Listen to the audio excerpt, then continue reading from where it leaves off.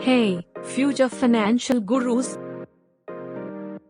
Today, we are breaking down the top 5 financial tips for beginners. Let's get those wallets smiling. Tip 1. Build an emergency fund. Number 1. Build an emergency fund. Save at least 3 to 6 months worth of living expenses. It's your financial safety net. Tip 2. Create a budget. At 2. Create a budget.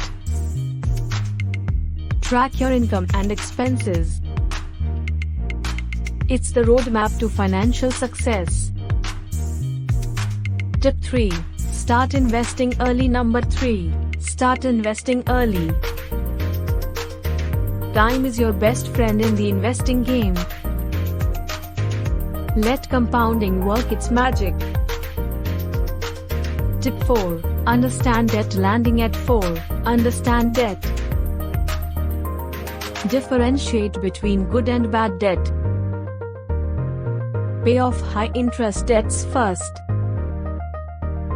Tip 5. Educate yourself. And the final tip at number 5. Educate yourself. Read books, follow financial news, and stay informed.